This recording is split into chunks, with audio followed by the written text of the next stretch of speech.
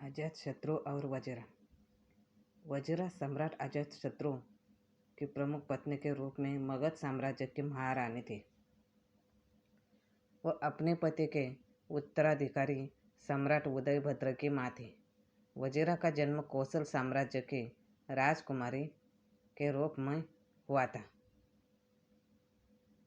और वह राजा पसंदीक और रानी मल्लिका की बेटी थी। वजीरा कुमारी का जन्म पसंदी के मुख्य रानी मल्लिका से हुआ था। पाली परंपरा के अनुसार उनकी माँ कौशल की प्रमुख माला निर्माता की एक खूबसूरत बेटी थी। जब राजकुमारी का जन्म हुआ तो उसके पिता स्पष्ट रूप से यह सुनकर निराश हो गए कि लड़की हुई है, लेकिन बुद्ध ने उन्हें आश्वासन दिया कि कुछ महिलाएं पुरुषों की तुलना में अधिक बुद्धिमान होती है। जिन घटनाओं के कारण उनकी मंगनी हुई और अंततः अजातशत्रु से विवाह हुआ, वह ये था कि उनके पति ने बिंबिसार की मृत्यु के बाद अपने पिता के राज्य के खिलाफ युद्ध छेड़ दिया था। संघर्ष का कारण काशी की संपत्ति से प्राप्त राजस्व था, जो कौशल देवी को दहेज के रूप में दिया गया था। बिंबिसार से उसकी शादी में कौशल देवी की मृत्यु के बाद पसन नदी ने तुरंत काशी की संपत्ति के राजस्व को जब्त कर लिया, जो कि पिन मनी के रूप में उनसे तय किया गया था। इसके परिणाम स्वरूप उनके और अजातशत्रु के बीच शत्रुता पैदा हो गई। अजातशत्रु और उसके पिता के बीच द्वंद्व एक लंबा मामला था। भाग्य बारी बारी से प्रत्येक योद्धा का पक्ष लेता था। हालांकि पसे नदी विजयी हुए और अपने भतीजे के साथ समझौता कर लिया। उसने 17 वर्षीय वजीरा का विवाह उससे कर दिया। काशी की संपत्ति जो संघर्ष का कारण थी, उसकी बेटी वजीरा को अजातशत्रु के साथ उसके विवाह में दहेज के एक हिस्से के रूप में दी गई थी।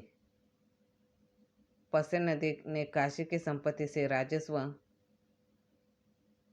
भी वजीरा को सौंप दिया। अजातशत्रु के बचपन का नाम कुनिक था। अजातशत्रु ने मगध की राजगद्दी अपने पिता की हत्या करके प्राप्त की थी। यद्यपि यह घृणित कृत्य था, तथापि एक वीर और प्रतापी राजा के रूप में उसने ख्याति प्राप्त की थी। अपने पिता के समान ही उसने भी साम्राज्य विस्तार की नीति को अपनाया और साम्राज्य की सीमाओं को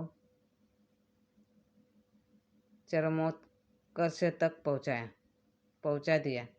सिंहली अनुश्रुतियों के अनुसार अजातशत्रु ने लगभग 32 वर्षों तक शासन किया और 461 पूर्व में अपने पूर्व पुत्र उदयन द्वारा वह मारा गया।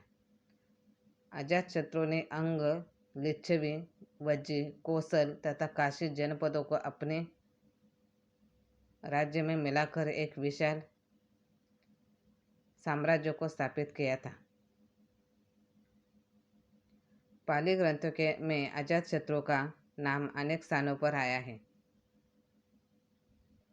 क्योंकि वह बुद्ध का समकालीन था और तत्कालीन राजनीति में उसका बड़ा हाथ था। गंगा और सोन नदी के संगम पर पाटलिपुत्र की स्थापना उसी ने की थी। उसका मंत्री वत्सकार एक कुशल राजनीतिज्ञ था, जिसने लिच्छवियों में फूट डालकर साम्राज्य को विस्तृत किया था। प्रसन्नजीत का राज्य कौशल के राजकुमार विदुर ने छीन लिया था। उसके राजत्व काल में ही विदुर ने शाक्य प्रजातंत्र को समाप्त किया था। कौशल के राजा प्रसन्नजीत को हराकर अजातशत्रु ने राजकुमारी वज्रा से विवाह किया था, जिससे काशी जनपद स्वतः ही उसे प्राप्त हो गया था।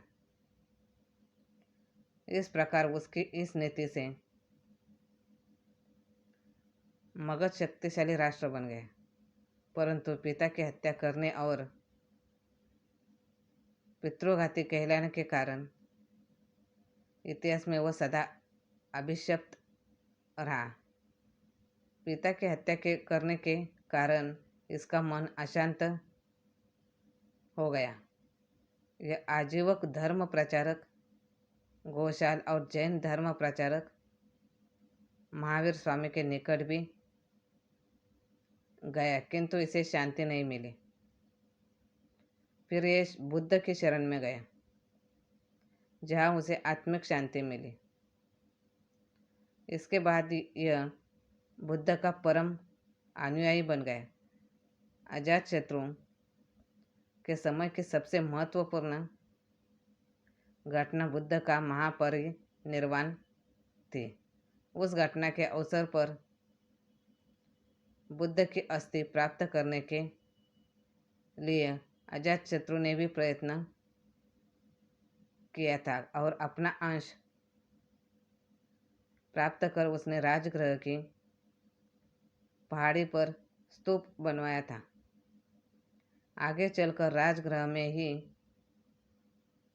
वैभार पर्वत की सप्तपर्णी गुहा से बौद्ध संघ की प्रथम बौद्ध संगीति हुई, जिसमें सुत्त पिटक और विनय पिटक का संपादन हुआ।